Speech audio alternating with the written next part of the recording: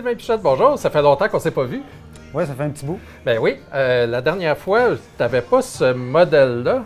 Je crois, le MK2, tu ne l'avais pas. La dernière fois qu'on s'est vu, c'était en 2019. J'avais fabriqué la Stab 33.2. Oui. Maintenant, c'est la 33.2 MK2, qui est fortement inspirée. C'est pour ça que c'est une révision, Mark II. Puis, donc, la 33.2 qu'on avait vue en 2019, c'était une table prototype que je présentais au public.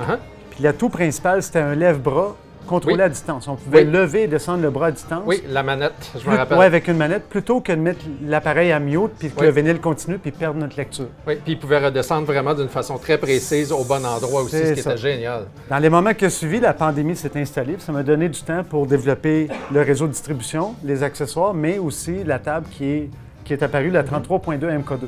OK. Capable d'offrir un produit plus accessible aux gens, il fallait travailler la table dans une optique de production, sans compromis.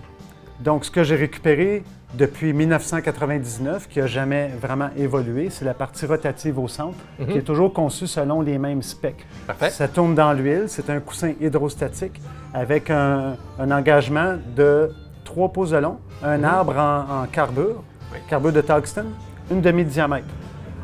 Puis, donc, on se retrouve avec une pièce... Mais là, attends, là, toi, tu travailles le métal, donc tu connais ça. Qu'est-ce que ça vient chercher, le tungstène, la carbure de tungstène? Ce qui arrive, c'est que c'est un matériau qui peut prendre énormément de force axiale sans se déformer, qui est extrêmement dur, donc presque pas d'usure.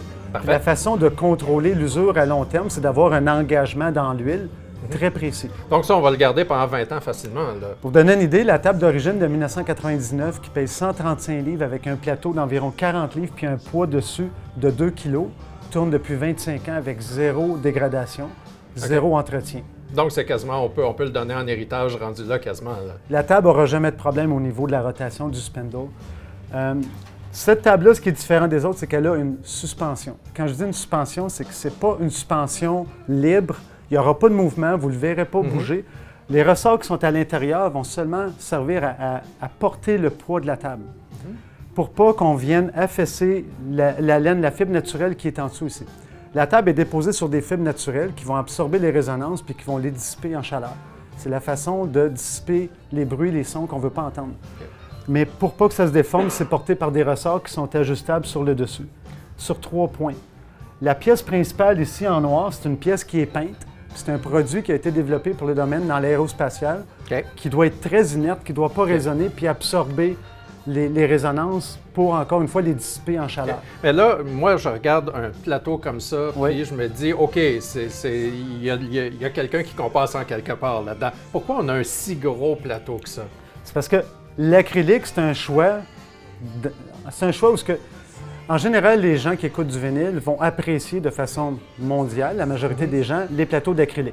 La raison, c'est parce que la fréquence de résonance de l'acrylique est extrêmement près du vinyle lui-même.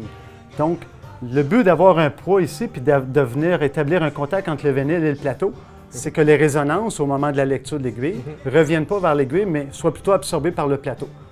Donc, l'épaisseur du plateau est importante parce que la résonance qui va aller dans le plateau ne doit pas remonter vers l'aiguille. 3 autres petites questions rapides. D'autres produits. Je sais qu'il y avait un produit que vous aviez qui permettait de changer, de changer les trous des disques parce qu'ils étaient mal formés. Oui. Ça, c'est quoi? Bien, il y a 2 applications pour ce produit-là. Nous, on appelle ça un alaisoir. C'est en fait un outil qui va servir à agrandir le trou au centre du vinyle. Quand je dis agrandir, en fait, c'est l'amener dans les tolérances qui devraient être selon le RIAA. Et donc pas quelque chose qu'il faut appuyer comme un défoncé puis que ça déforme le disque. Le vinyle est forcément logé sur le pivot de la table tournante. Donc, l'engagement est difficile parfois. Parfait. Certaines compagnies, comme moi et d'autres compagnies, on a un pivot qui est tellement près de la tolérance que les vinyles qui sont produits avec un trou un peu petit sont difficiles à engager. Puis quand on les enlève, souvent, c'est problématique. Donc, d'amener le trou à la dimension correcte avec cet outil-là, c'est mieux que d'utiliser un crayon, des ciseaux, une lime ou n'importe quoi à portée de la main. J'ai déjà vécu le ciseau parce qu'il y en a un qui dit qu'il ne tournait pas, puis je vous garantis que c'est pas amusant de faire ça. Mais là, il y a un deuxième outil maintenant disponible sur le marché qui permet, avec des lasers, de venir placer le vinyle de façon à ce qu'il soit concentrique. Pour que quand il tourne vraiment concentrique avec le pivot et non se déplacer comme ça. Dans le cas de cet outil-là, parfois, on est limité, on ne peut pas replacer le vinyle comme on veut. Donc, jumelé avec la lésoire, ça devient magique parce que la lésoire va agrandir le trou sans dépasser la tolérance. OK. Puis l'outil qui projette le laser va avoir l'espace nécessaire pour replacer le vinyle. Ah, génial.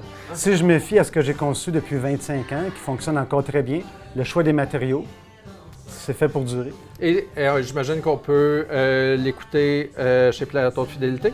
Oui. Parfait. Excellent. Sylvain OK. Pichette, merci beaucoup. Merci.